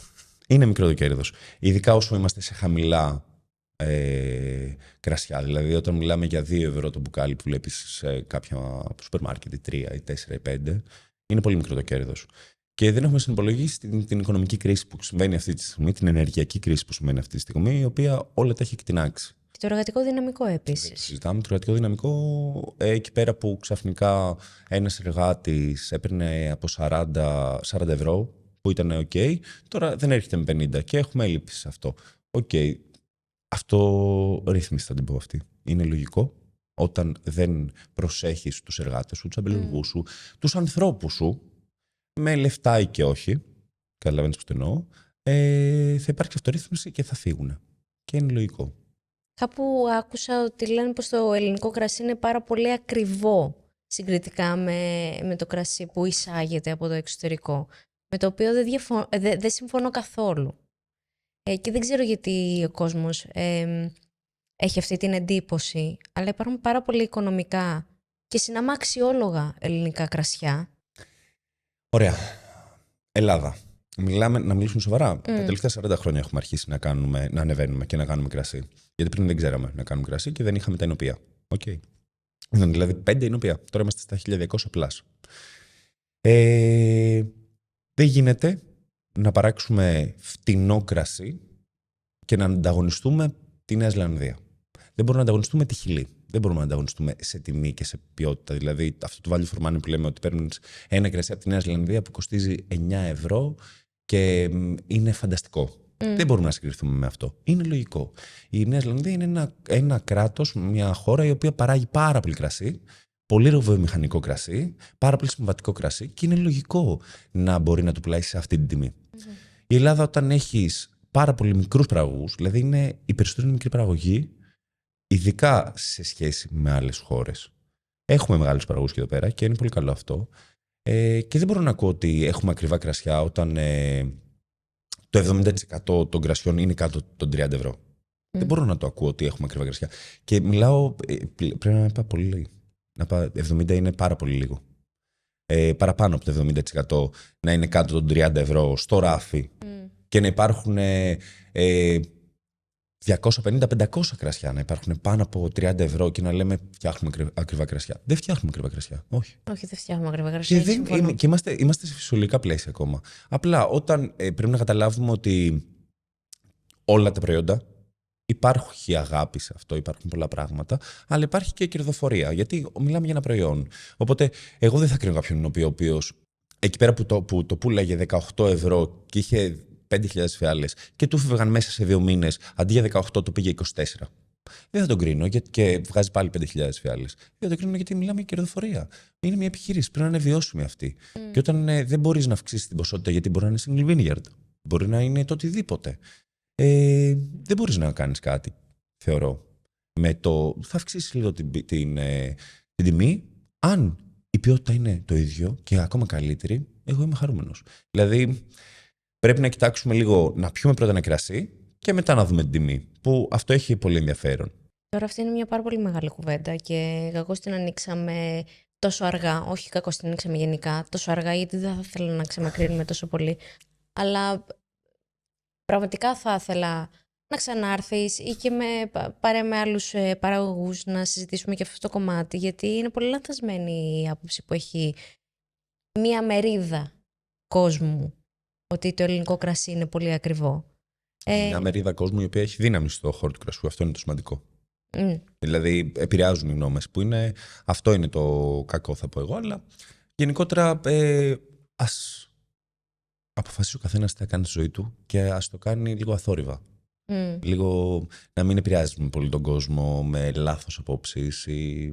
Ναι, γενικότερα αυτό που είπα πριν, η πόλωση δεν μ' αρέσει. Οπότε είναι πάρα πολλοί παράγοντες μέχρι να καταλήξει σε μια τελική τιμή το κρασί. Είναι γιατί εκτάσεις μιλάμε, γιατί ανθρώπινο δυναμικό μιλάμε, αν γίνεται χειρονακτικά ο τρίγος ή αν γίνεται με μηχανήματα. Είναι πάρα πολλά πράγματα, οι στριμματικές αποδόσεις. Επειδή γνωρίζω ότι υπάρχει τεράστιος κόπος και προσπάθεια για να παραχθεί κάτι, το οτιδήποτε, ας μην είναι κρασί, ας είναι φρούτα, λαχανικά, ρούχα, το οτιδήποτε. ο άλλος βάζει την ψυχή του σε αυτό. Οπότε, επειδή γνωρίζω την ιστορία και το background από πίσω, δεν μπορώ να κακολογήσω και να κρίνω κάποιον ο οποίος αξιολογεί την προσπάθειά του ότι αντιστοιχεί σε 7 ευρώ ή σε 37 ευρώ. Πολύ σωστά. Πολύ σωστά, γιατί γενικότερα, αν μιλήσουμε για την παραγωγή αμπελιών ή γενικότερα καλλιέργειας, χωρίς την καλλιέργεια είμαστε το τίποτα. Δηλαδή, αυτό που γενικότερα συμβαίνει το τελευταίο καιρό που έχουμε χαμηλές παραγωγές μήλων ή το οτιδήποτε και πηγαίνουμε στο σούπερ μάρκετ ή οπουδήποτε και βλέπουμε ότι έχει ακριβήνει αυτό, για κάποιο λόγο έχει ακριβήνει. Και γενικότερα το να αγοράζεις απευθείας ή με κάποιο τρόπο από τον παραγωγό είναι πάρα πολύ σημαντικό για μένα, γιατί αν δεν υπάρχουν παραγωγοί δεν θα πάει καλά αυτό. Και όχι μόνο στην Ελλάδα, αυτό είναι παγκόσμιο. Η παραγωγή είναι αυτή που μας κάνουν αυτή τη στιγμή και να ζούμε άνετα και να ζούμε αυτό που ζούμε, νομίζω. Και επειδή είμαι από την Τρίπολη και τα πάντα τα παίρνω κατευθείαν από τους παραγωγούς, τα μήλα μου, τις ντομάτες μου και είναι όλα ολόφρεσκα, δεν με νοιάζει το τι θα πληρώσω σε αυτό, γιατί ξέρω ότι ο κόπος που έχει κάνει για να το παράξει είναι... Λένε ότι η αγροτιά είναι σκλαβιά.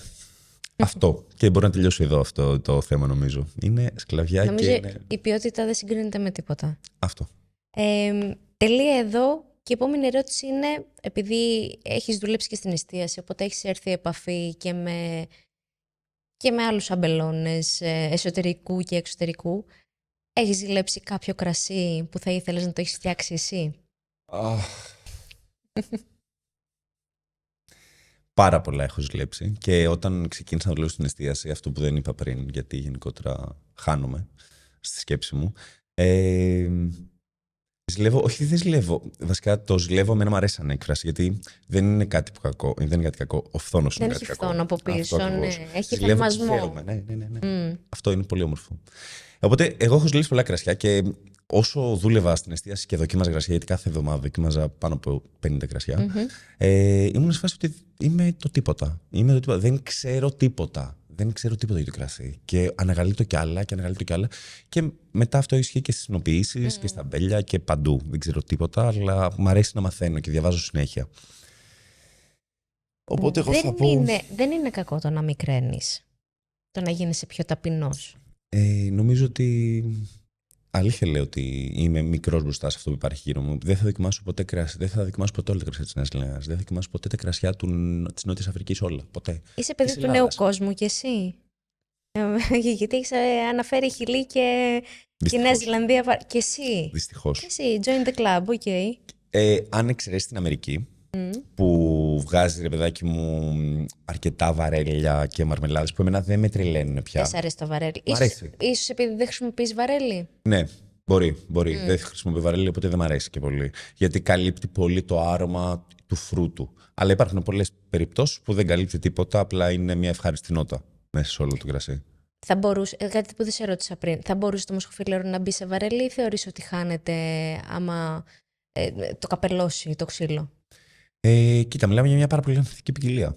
Οπότε το καπέλωμα είναι στο επόμενο στάδιο, οπότε θα υπάρξει καπέλωμα, αλλά είναι το πότε θα το βγάλεις. Δεν μπορώ να σου πω ότι ξέρεις κάτι, με 2 μήνες βαρέλι θα είναι τέλειο ή με 3 ή με 1. Αυτά που έχω κάνει τα πειράματα μου δείχνουν ότι έτσι που το αφήσει 1 χρόνο θα καπελωθεί πλήρως. Αλλά υπάρχουν περιπτώσεις που το έχω αφήσει 3 μήνες, γιατί τα πειράματα είναι πειράματα και τα δοκιμάζουμε. Στους 3 μήνες είναι ακόμα το φρούτο πολύ έντονο. Υπάρχει και ένα ξύλο πίσω που δίνει ένα boost στο άρωμα και βγάζει μια βανίλια, λίγο κάψιμο, λίγο. Και είναι πάρα πολύ ωραίο. Τα πειράματα σε τι ποσότητα τα βγάζετε? Δεν τα βγάζουμε τα πειράματα, τα βγάζουμε για. Εννοώ για εσάς, πόσες φιάλες? Κοίτα. Χοντρικά. Μιλάμε κάθε χρόνο γύρω στις 500 φιάλες, οι οποίες τις αφήνουμε. Από ένα πείραμα? Όχι, συνολικά.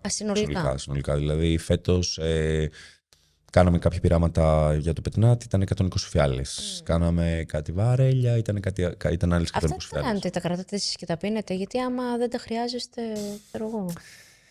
Τα πίνουμε εμείς, τα πάμε σε καμιά έκθεση. Να πούμε και εμείς τη γνώμη μας, αυτό εννοώ. Είναι πάρα πολύ σεβαστό και το θέλω τη γνώμη των άλλων και ειδικά από εσένα, να μου πεις μου αρέσει, δεν μου αρέσει. Την επόμενη φορά θα σου φέρω ένα. Ευχαριστώ πολύ. Ναι, αλλά είναι ανάλογα τη χρονιά. Δηλαδή, φέτος που δεν είχαμε τίποτα, από σταφύλι, όχι τίποτα. Φέτος που ήμασταν και μειωμένη παραγωγή, δεν μπορούσαμε να βγάλουμε πολλές φιάλες, οπότε είχα ένα βαρελάκι εγώ. Και λιγότερο. Ένα βαρελάκι. Να το δημιουργήσω. Λοιπόν, Κωνσταντίνε, να ξέρεις, ανέβαζες στα social media, στο Instagram, ότι θα έρθεις. Και ζήτησα από τον κόσμο να σου κάνει μερικές ερωτήσεις. Αρχικά θέλουν να μάθουν όλοι πόσο χρονών είσαι, τι ζώδιο είσαι, αν έχεις κοπέλα, τέτοια πράγματα. Δημιουργήθηκε μια φρενίτιδα και στο Instagram του Κελαριού, αλλά και στο προσωπικό μου, από άντρες γυναίκες. Δεν κρίνουμε τέτοια πράγματα. Όχι, εννοείται. Απλά σε περίπτωση που δεν το ήξερες, το λέω ότι έχεις πέρασει σε ένα ευρύ κοινό. Ναι. Αυτό. Και υπάρχουν κάποιες ερωτήσεις, στις οποίες θα ήθελα να απαντήσεις. Δεν φοράω και τα γυαλιά μου, μισό λεπτό. Η κοπέλα δεν μπορεί. Στην ψυχή μου 82, εγώ το έχω πει, δεν ξέρω γιατί δεν με πιστεύει ο κόσμος. Τέλος πάντων, δεν έχω τα γυαλιά μου, θα το φέρω εδώ κοντά. Λοιπόν, αν δεν ήσουν ηνοποιός, τι θα ήσουν? Πολύ ωραία ερώτηση. Δεν έχω ιδέα. Μου αρέσει πάρα πολύ η ηθοποιία. Θα ήθελα πάρα πολύ να ήμουν ηθοποιός. Μου αρέσει το πώς καλά γνωρίζεις τον εαυτό σου μέσα από την υποκριτική. Το ότι τύπου θα βλέπω τον εαυτό μου σε οποιαδήποτε φάση, το πώς λειτουργεί, το τι κάνει. Ναι, νομίζω ηθοποιός. Είναι πολύ όμορφο αυτό, το γνωρίζω κι εγώ, ναι. Πολύ ωραία ερώτηση αυτή. Πόσους τρίγους προλαβαίνεις σε μία χρονιά? Όσους θέλεις, τι εννοείς. Αν μιλήσουμε σοβαρά, υπάρχουν δύο ημισφαίρια, τα οποία ο τρίγος που έχει τώρα αυτή τη στιγμή στη Νέα Ζηλανδία, Αυστραλία, Νότια Αφρική, Χιλή, ξεκίνησε το Γενάρη. Και θα τελειώνει τώρα βασικά τέλη Γενάρη, αλλά ναι, θα τελειώσει τον Απρίλιο. Άρα μπορεί να κάνεις έναν τρίγο. Που πρακτικά αυτό, αν το βάλεις κάτω το τρίγο, μπορεί να είναι ένας τρίγος, αλλά μπορεί να το σπάσεις και σε πολλούς τρίγους, γιατί μπορεί να πας και σε πολλά εινοπία. Άρα μιλάμε για έναν τρίγο στο εαρινό του βόρειου ημισφαιρίου. Και έχουμε και το βόρειο ημισφαίριο, το οποίο Ελλάδα, Γαλλία, Ιταλία, Αμερική, κάνουμε τρίγο από αρχές, βασικά μέσα Ιούλη, μέχρι και Οκτώβρη-Νοέμβρη. Οπότε μπορεί να κάνεις δύο μεγάλους τρίγους, ή μπορεί να το σπάσεις και αν θεωρήσεις ότι μπορεί να κάνω τρίγο στη Σαντορίνη, να πάω μετά τρίγο στη Μαντινία, μετά να πάω τρίγο στην Γαλλία και να κάνεις 3 τρίγους. Έτσι εγώ το θεωρώ. Οπότε μπορεί να κάνεις πολλούς τρίγους. Μάλιστα. Αν είχες την ευκαιρία να καλλιεργήσεις μια άλλη ποικιλία σταφυλιού, πέρα από το μοσχοφύλαρο, ποια θα ήταν αυτή? Θέλεις να μου περιορίσεις τόσο την ερώτηση και να μου πεις πού? Πού θέλω να την καλλιεργήσω? Είναι πολύ σημαντική αυτή η ερώτηση που μου κάνεις. Εννοείς σε θερμό ή ψυχρό κλίμα? Ναι. Τώρα δεν ξέρω. Ας πούμε στη Μαντινία. Ωραία. Θέλεις να μου πεις μια δική σου αγαπημένη ποικιλία? Νομίζω ότι η Μαυροδάφνη έχει αρχίσει να ανεβαίνει. Είναι πολύ υποτιμημένη ποικιλία, οπότε πιστεύω ότι θα αρχίσει να ανεβαίνει γενικότερα και να γίνονται καλύτερες συνοποιήσεις. Οπότε θεωρώ ότι θέλω να είμαι μέρος αυτής και να φυτέψω Μαυροδάφνη κάποια στιγμή. Γιατί τη θεωρώ πάρα πολύ ολοκληρωμένη ποικιλία. Και τα κρασιά που βγάζει, αυτό εννοώ. Αυτό. Αν δεν είσαι αστέρας Τρίπολης, τότε τι? Δυστυχώς η πορεία της ποδοσφαιρικής μου καριέρας σαν θεατής έχει σταματήσει πολλά χρόνια τώρα, οπότε δεν βλέπω τίποτα. Πώς κρατάς τις ισορροπίες μέσα σε μια οικογενειακή επιχείρηση? Δεν κρατάς, όχι. Κρατάς. Δεν μιλάω με κανέναν. Δεν μιλάω με κανέναν. Κοίτα, είσαι σε ένα ενοπείο που αυτό είναι η ζωή σου και αυτή είναι η οικογένειά σου. Άρα, εγώ πάω το πρωί στο ενοπείο, κάνουμε δουλειά με τα αδέρφια μου, υπέροχα. Πάμε το μεσημέρι, τρώμε, πάλι μιλάμε με τα αδέρφια μου. Πάμε το απόγευμα, βγαίνουμε για έναν καφέ. Αν βγω με τα αδέρφια μου, πάλι για το οποίο θα μιλάμε. Πάλι το βράδυ, εγώ για ένα ποτό και βγω και με τα αδέρφια μου, πάλι για το ίδιο πράγμα θα μιλάμε. Οπότε είναι ένα χάος όλο αυτό. Όμορφο χάος. Άμα το αγκαλιάσεις, θα περάσεις πολύ ωραία. Και εγώ περνάω πάρα πολύ ωραία. Η ισορροπία είναι να καταλαβαίνεις πού τελειώνει η δουλειά, πού αρχίζει η οικογένεια. Αυτό. Αλλά εγώ γενικά και γενικότερα στην οικογένεια αγαπιόμαστε. Οπότε και έχουμε έναν κοινό σκοπό. Οπότε οι ζυμώσεις μας κάνουν πιο δυνατούς. Δηλαδή, ζυμώνεστε κι εσείς μαζί μέσα σε αυτό. Ναι. Οι ζυμώσεις μας κάνουν πιο δυνατούς. Όταν λέω ζυμώσεις, εννοώ ζυμώσεις με σκέψεις, ιδέες, διαμάχες. Οι διαμάχες κάνουν πιο δυνατό τον κόσμο. Και τις φιλίες και την οικογένεια και γενικότερα. Εγώ θεωρώ ότι είναι πάρα πολύ σημαντικό.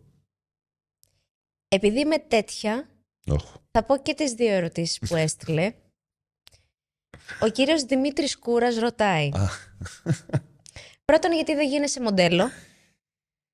Δεν έχω τα χαρακτηριστικά να γίνω μοντέλο, αλλά δεν με πειράζει. Ψέμα είναι αυτό. Ναι, εντάξει, τώρα που έχουμε αρχίσει να ξεφεύγουμε από την μοντελική τελειότητα που είχαμε κάποια στιγμή εντάξει, καταλάβαμε. Κωνσταντίνη, είσαι μετριόφρον. Ωραία. Τέλος πάντων, η δεύτερη ερώτηση του κύριου Σκούρα είναι αν δέχεσαι πρακτικάριος γιατί ενδιαφέρεται. Και μόλις κυτρίνησα όλη την εκπομπή. Και την κυτρίνησες πάρα πολύ. Παρακαλώ στο μάτι να το κόψει αυτό. Δέχομαι, αλλά δεν μπορώ να δεχτώ τον κύριο Σκούρα. Γιατί θα έρθει ως βοηθός μου ή να γίνω εγώ βοηθός του. Οπότε θα περάσουμε πάρα πολύ τρίγο στη Μαντινία. Οπότε να έρθει άμα θέλει. Υπέροχος. Τον αγαπώ πάρα πολύ τον Δημήτρη Σκούρα. Τα φιλιά μου, θα συνεργαζόσουν μαζί του. Προφανώς. Νομίζω ότι είναι.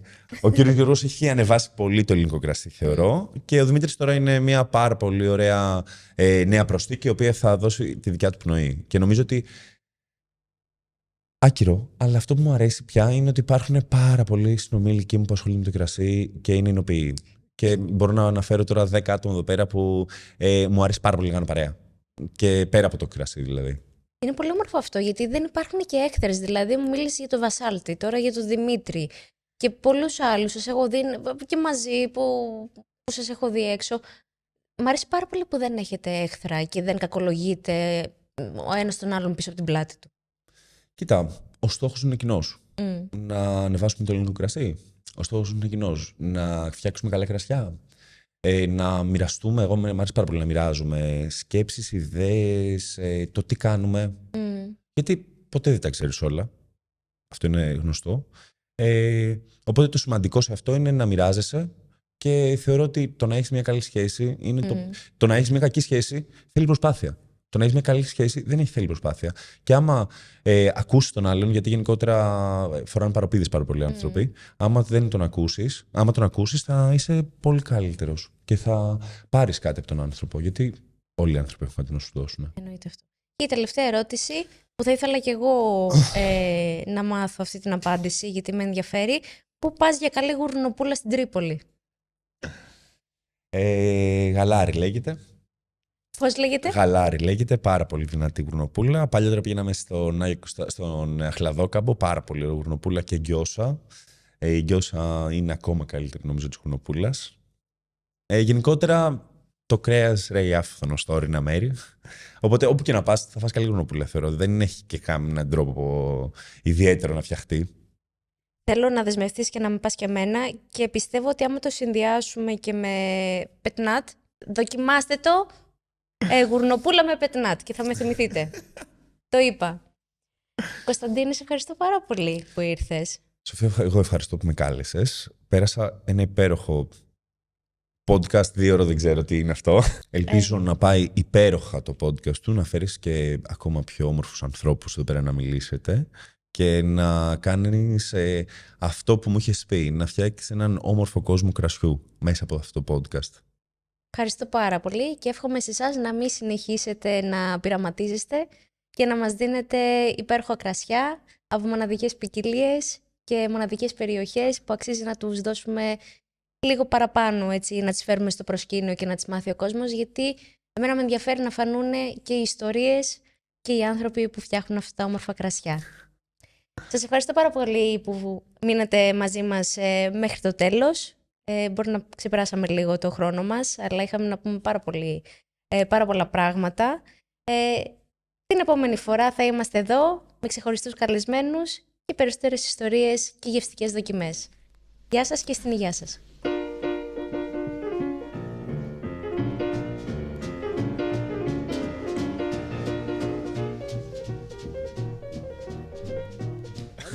Θέλεις να δώσω